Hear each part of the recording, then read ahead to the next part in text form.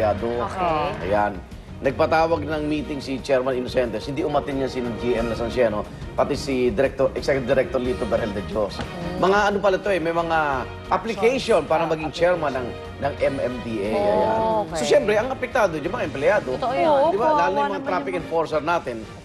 Dahil pasweldo, siyempre, pag di ka naman sweldoan, ba't ka naman sisipagan, di ba? Kahit pa paano. So nga, ang sinasabi nga ni Chairman Inocentes, magpakita ka ng memorandum o anumang order na ikaw ang bagong chairman. O ikaw ang OIC. Kasi nga, di ba, ito'y bahagi ng kaguluhan doon sa Memo 1 ni pinalabas sa Executive Secretary Jojo Choa. Walang maipakita si GM na Sansiano. Kaya nagtataka rin sila bakit panay pa-interview si GM na Sansiano. May chairman pa tayo, si Chairman Inocentes. Sabi niya nga Si daw, Judge, oo, nakausap ko rin isa ring source sa MMDA, nagsabi naman din sa akin kahapon na sabi niya, ang sinasabi niya doon sa kanilang mga tauhan doon sa MMDA na hindi siya aalis hanggang sa wala mismong direktiba mula sa Malacanang. Natural naman yun. Oo, talaga. Kasi parang ang pinalalabas nung kabilang kampo daw, o co-terminus. Hindi pala. Hindi.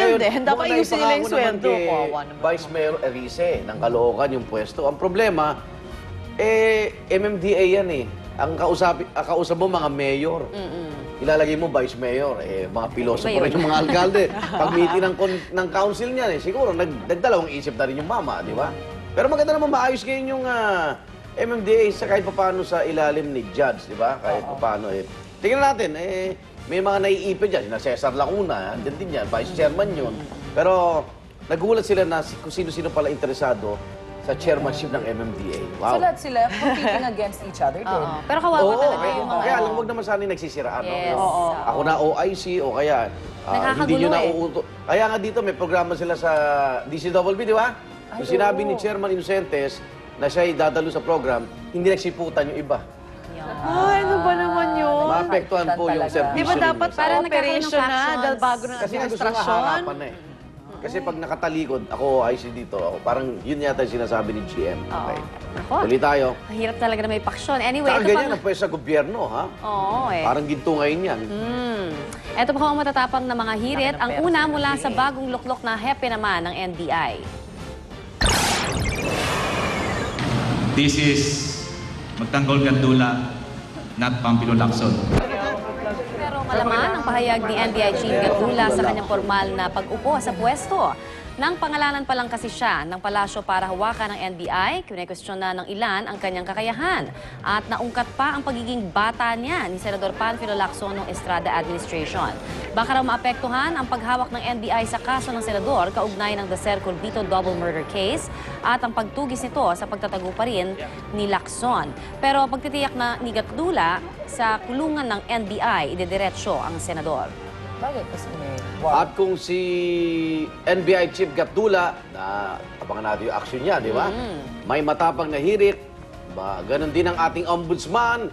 Have mercy, Dita! The Constitution enumerates specific grounds for impeachment. Alleged closeness to the appointing authority is not warranted. Matapang din ang pahayag ni Ombudsman Mercy Ditas Gutierrez laban sa mga dumabatiko sa kanya.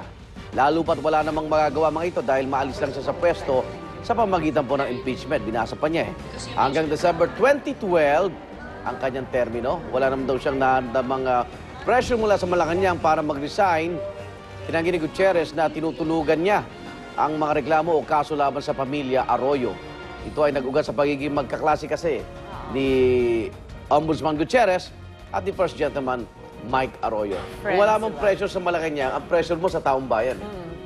Kasi Ombudsman, nagtanod bayan. Nagsimula yan, tanod bayan, Ombudsman. Bantay po kayo Kaya lang, walang mahuling malaking isda.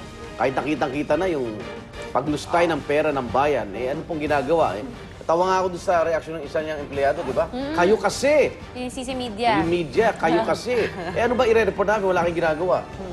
Kasi yung mga empleyado, nakita nila, pwede naman magsipag-sipagan Actually, may ginagawa kaya lang ang konti nung nakukonvict, yung parang gano'n, parang when they...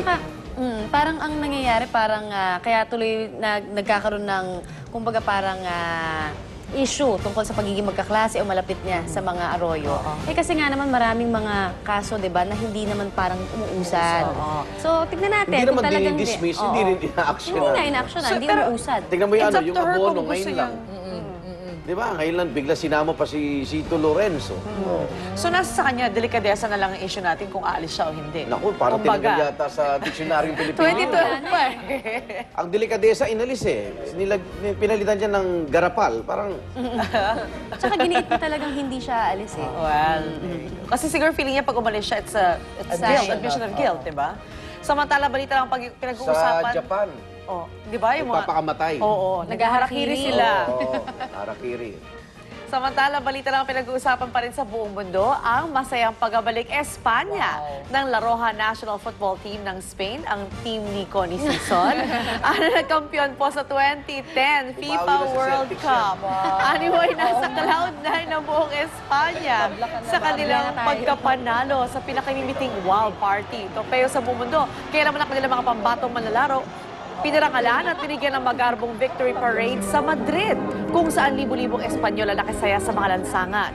Una nang nag-courtesy call ang national team sa kanilang hari na si King Juan Carlos at kay Spanish Prime Minister Jose Luis Rodriguez Zapatero. Tuwang-tuwa ang royal family sa inuwing karangalan ng kanilang mga atleta. Ang panalo ng Spain laban sa Netherlands ang unang World Cup victory ng Espanya. Kaya talagang buong bansa nila rejoice. Grabe. Sabi ko, Mare, congratulations. Congratulations. Nasa Palacio. Nasa Palacio. Palacio ang mga lolo. Oh, yan na yung Ayun, oh. pineke. Wow. Nilagyan ng ano, Yan yung cocaine. nakalagay sa Louis Vuitton, no? Ay, oo, tama. Binigyan Louis ng Vuitton special yung lalagyan case. yan. Oo. Oo. Hindi, pero naalala Sabi niyo may ni Case. gumaya din yan na nilagyan naman Pagpalaboy ng na. cocaine sa loob. Ay, Oo, di ba yan yun? Oo. Wow, Spain. Congratulations, Yes, Spain. Ang galing yeah. talaga ni Salamat Viva sa- Espanyol! Viva Espanya pala. Viva España! Umiiyak na yung mga Congratulations Dutch. sa aming mga lolo. Oo. Ba, bakit meron tayong dugo ng Espanyol? ah? Meron. Di ba, mga Si, lolo? si. Si. Si Connie, nanay pa lang eh. Connie, Mas sa puro siya. salitang ano, sabihin mo nga na Ano ba ito? binabati natin Donde sila. está? Donda Este Santa Claus? Yun. It's Christmas time. Pangatawanan mo ang kultura mo, Mare. Yes. Ah, Tribulation, hola, tribulation. mama. Dali, Connie, si Connie po, ang Ito aming naman ang pinatawan. namimresor. Wala akong alam dyan. Ang aming kinatawan. Sino na Aristidio Comoyo? Bahala na kayo. Ayun! Yay! Kita Oh, nyo? Chinese naman. Chinese Chinese naman. Miyaw ba? Wala naman na kasi China. Sa Isabela, ano ba salita doon? Ikaw, Ilocano naman. Ilocano. Batiin mo sila.